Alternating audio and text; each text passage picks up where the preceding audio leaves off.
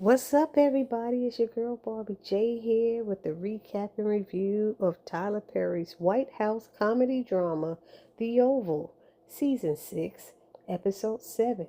If These Walls Could Talk. And I'm sure if they could, they would have a lot of dirt to tell.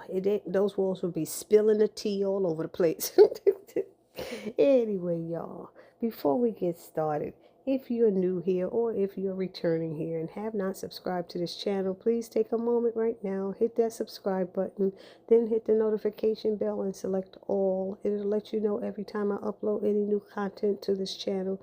Then I ask that you smash that like button, which is a thumbs up button, write a comment and join the conversation, and then share the video because why? Sharing is caring.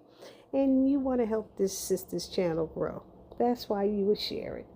Anywho, this just might be a long recap review. Hopefully it's not past 20 minutes. But there was a lot to talk about in this episode, and I just couldn't half step and give y'all just a little bit of here and there. I had to give you some details and a lot of information. So forgive me, y'all, if it goes over 20 minutes. Anyhow, so this episode starts with Kyle. He comes down into Donald's office asking what's up, and Donald tells him that Hunter just called him.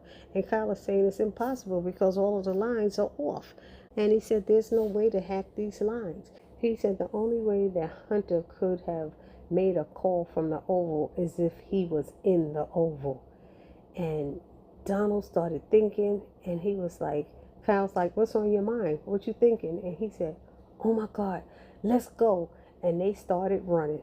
And he gets to the Oval door, and Max is stopping them from getting in, and they're all finally pushing through, yelling, red arrow, red arrow. And when they go in there, they see Victoria and Eli hanging, and no one else is in the Oval. So they grab them and they hold them up, and somebody cuts them down. They don't feel any pulse or anything on either one of them. The medics, they're yelling medics. The medics come in. A doctor comes, then a nurse comes. I think Max is feeling bad because here he is the only one standing out there watching the door, and somebody got in and was able to do that on his watch. So there's a whole lot of excitement going on because even Sam runs in there. It's like, what's going on? What's happening? Get them down. Get this. Oh, check. Are they breathing? Are they breathing? Neither one of them are breathing. Oh my God, how did this happen? I mean, it was total chaos going in there because it wasn't just Kyle and Donald and Max. Then they had other security people with guns drawn, and they're all running in there too. They're the ones who cut them down while Kyle and Max held up the bodies. It was just so much going on. And if y'all didn't see it, y'all need to go and watch it because I had to watch it like 2 or 3 times to see all the people who was running in and out of there. Anyway, now we get to Priscilla, who's finally made it upstairs to the residence. I don't know why it took her so long. And she faces off with Agent Isaac. He got like dust and stuff all over his face, like he'd been crawling through dirt, I swear. So he won't allow her to see or speak with Hunter, and he refuses to give Hunter a message from her. So Agent Isaac asks her to leave, and then she's like, no, I want to talk to him. And then he basically tells her to leave. And he's like, walk away or else I'll have you carried away in a body bag. I said, oh, she's like, so you want to play like that? And I was saying the same thing. She said, okay, fine. She said, but people are going to be talking and it's going to be because of you. He's like, I don't care. And so she left with an attitude. So now Priscilla gets back into the kitchen with Richard, and he's in a pissy mood as always. And he finally breaks down. It seems like he's going to, pass out or something. And she's like, you need some water or something? And he says, no, I don't want anything. And then he was like, I want my son back. And then he's like, I want my wife.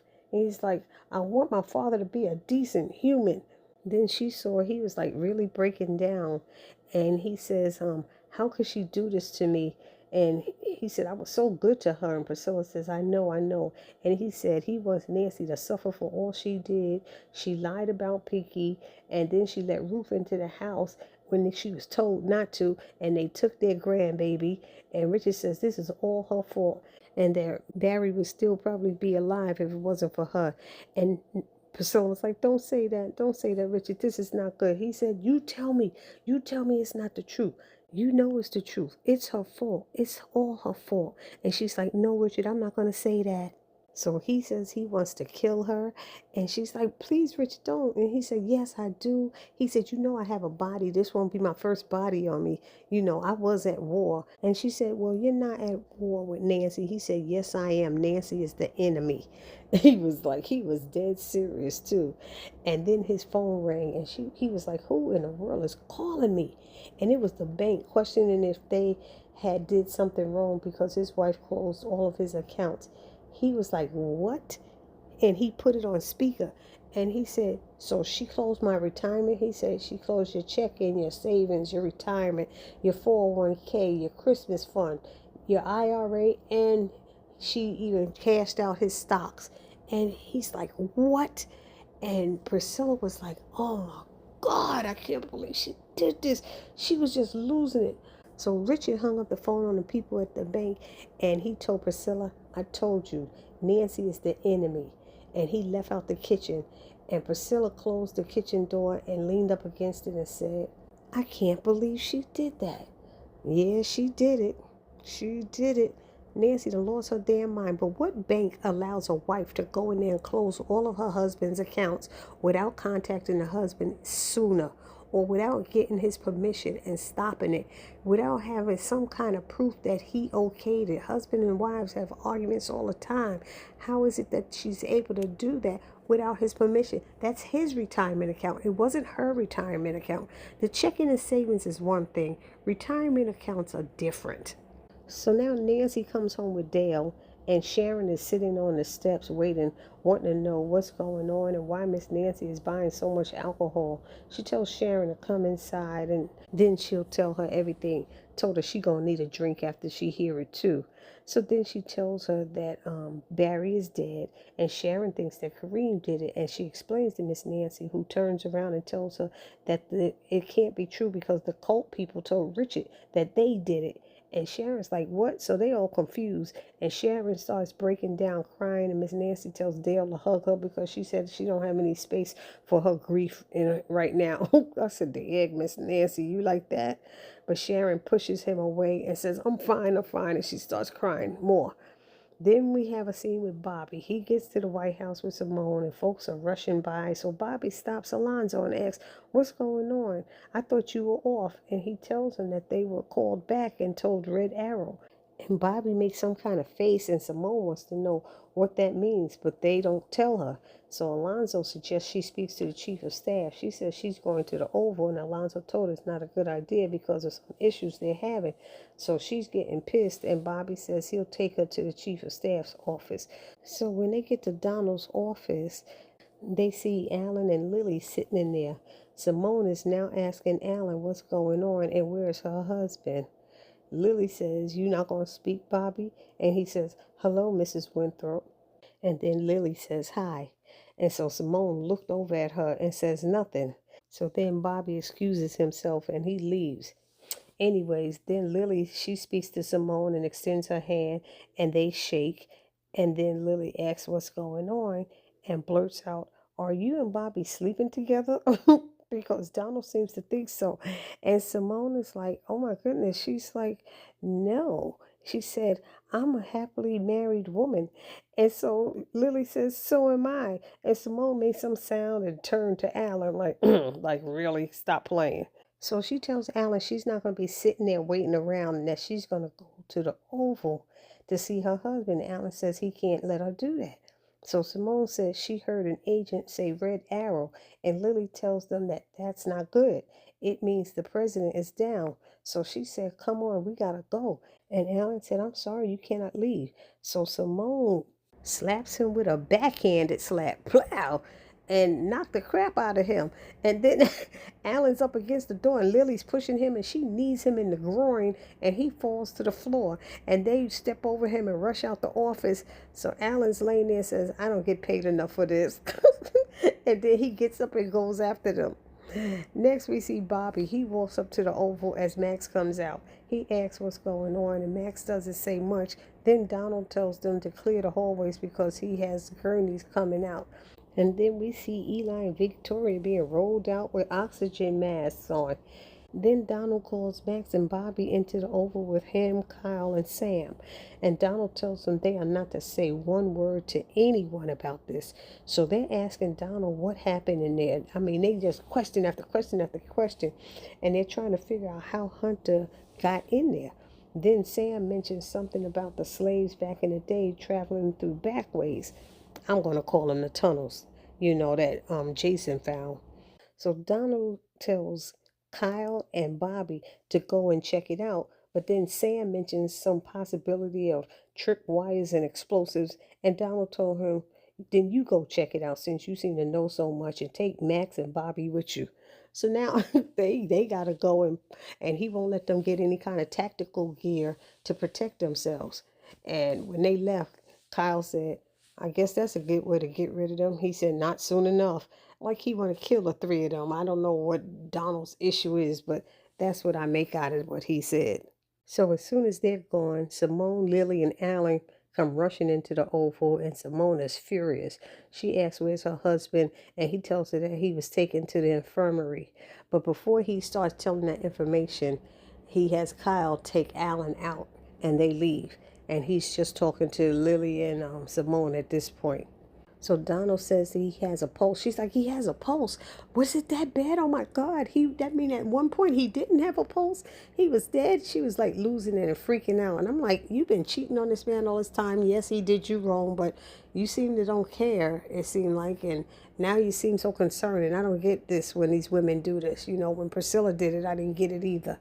Anyway, Donald says that the doctor will explain everything, and Simone accuses Donald of doing something to Eli. He tells her no, he didn't, and she threatens to go to the press room and tell them everything if her husband is hurt badly. So Lily tells her, no, you don't want to do that because Donald doesn't like threats. So Simone said she don't give a flying fig Newton what Donald likes, and Donald was just standing there looking at her like she crazy and lost her mind. Anyway, then Simone demanded Donald take her to see Eli now. And he said, okay. Then tried to get Lily to wait in the Oval. And she said, no way in hell I'm waiting here. I know, that's right. Two bodies just was killed or pulled out of there. You think I'm going to sit there by myself waiting? We don't know who did what. I'm with you, Lily. She said, I'm going with you. So they get to the infirmary, and Simone and Lily learn that someone got into the Oval and hung both Victoria and Eli. And the doctor provides them with as much information as he could at the moment. Then Simone started blaming Donald again. Simone tries to leave and go to the press, but Donald told Sam to stop her. Sam says, sir, is this necessary? He says, Sam, who the hell you report to? Who you work report to? So Bobby says, ma'am, can you go and sit there by your husband? So she listened to Bobby, and Donald noticed that. So Donald tells Agent Kane not to let her leave that room at all, because he surely got pissed with Simone when she started back again talking about going to the press. And he said, you better stop with your BS right now because I done had enough, okay? I had enough. He said, I wish you would try something. He was done with Simone. Especially the fact that she kept looking at Bobby like Bobby was going to tell her something. What is going on? I don't trust them. Donald told her Bobby can't tell you anything and Bobby won't tell you anything. Point blank, period. He basically shut her down. So Donald tells Kyle to get Priscilla and have her meet him in the Oval. And Sam was about to protest, and he said, let me tell you something, Sam. I'm 2 seconds off of your ASS, so you need to check yourself. So they all leave the infirmary except Bobby and Simone.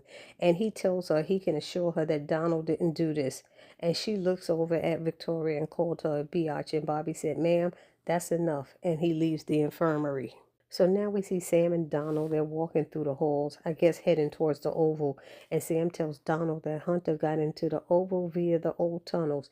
He tells Donald it seems that they are monitoring the other end of the tunnel, waiting for a gun battle. So Donald's saying we can't have that happen. And then Sam wants to protest again about Priscilla going back to see Hunter, but Donald won't allow it. He's like, we got to see if she could talk some sense into this nut. So now it flashes back to Richard and Priscilla. They're in the kitchen talking when Nancy calls. Priscilla won't answer it, even though Richard was demanding she does. He's like, just answer the phone. She said, I will not. So he walks out, and then Priscilla answers it, and she asks if Nancy took all of Richard's money, and she said yes. And she said, I know you're not judging me because I learned it from you. And Priscilla felt bad because she said, I was wrong and you took it way too far. So I guess I got it partially right, y'all. I did tell you all in my previous Oval video that Priscilla may be telling Nancy that she took it too far. I had 3 names that I said she could be saying that to, but I felt it would be Nancy, but I was scared that she would even say that to Nancy. So Nancy said, it's too late now. And she said, no, it's not. You could put it back. She said, no, I bought diamonds and rings and then I gave it away to people. So it's all gone. And I said, what in the world? She sounds so stupid. And then y'all see next week, she told me, and you better have the mortgage paid because if you don't, I'm going to go to the police and you're going to see just how nasty a person I could be. What is wrong with you? What is wrong with you, Nancy? Why don't, if all he have to do is kill you too, and then we won't have this issue. We won't have it at all. Anyway, Kyle comes into the kitchen to get Priscilla, and she's still talking to Nancy, who's saying she brought her something nice. And Priscilla's like, I'm not going to take that. She said, well, then I'll give it to Sharon. If she don't want it, I'll keep it for myself, maybe. And Kyle is like, the chief of staff wants you, but Priscilla's still talking to Nancy, trying to get off the phone with her, but not wanting to just be rude. You know what I mean? So she finally gets off the phone and goes with Kyle to the Oval. And Donald asks her if she made it upstairs to see Hunter. And she tells him that the security wouldn't let her in. So he asks if they mentioned anything to her about Hunter. And she said no, they never mentioned if Hunter was in his room or not. So she offers to go back up there and try again. And he said, good, because he needs to know everything that's going on up there. She asked if he can let her know what's happening there right now. And Donald tells her he'll let Hunter tell her. And she said, okay, if he lets me up. So now Donald and Kyle are left alone in the Oval, and they're realizing that Hunter doesn't trust them anymore. So they need to find a way to regain his trust. And Donald was coming up with some thoughts, but he said he don't want to mention it right now. So then Kyle tells Donald he would look good behind that desk. And Donald says, you think so? And he says he can definitely do better job than any of them did. And Kyle, was flirting with him and saying some stuff. And Donald was telling him to just focus, you know. So he tells Kyle to leave and go down to the infirmary to check on things or something like that. So Kyle leaves and Alan comes in and he tells Alan to move into the office next door temporarily and then bring his wife to the Oval. Alan says he'll try and Donald said, just get it done, damn it. Because Alan was like, you know how your wife could be. Oh, he's such a sucker. But he better watch out because Lily ain't going to play either. So Alan leaves and he sees the cut ropes hanging by the window and he says nothing but goes out of the Oval. And it ends with Simone in the infirmary and she sees the nurse putting something into Victoria's IV. So she asks her what it is and the nurse says it's something to keep Victoria intubated. And she asks for the name of the drug and the nurse says she'll get the information for her. Then Simone faked not feeling well or something like that and asks for water. So the nurse leaves and Simone goes over to that needle and the drug and then she injects more of it into Victoria's IV. And then she whispers to Victoria, checkmate, biatch. And then she messes with some other button in there. But as long as it took her to decide to move and go over to it and then look at the stuff and then inject it and going real slow, I said somebody gonna come back and catch her. And it seems like next week it's gonna be Bobby. So we shall see, but that's the way it ended. Y'all let me know what y'all thought about this episode. There was a lot going on. I thought it was a pretty good episode. I thought it was definitely a decent episode. And I got to be honest, I was glad that we didn't have to hear Victoria and Eli talking at all. It just, I don't know what it was. Them two get on my nerves. They really do. So y'all put it down in the comment section what y'all thought about the episode. And please do not forget to subscribe, like, comment, and share the video because sharing is caring. And I will see you all in the next one. It's your girl Barbie J saying peace.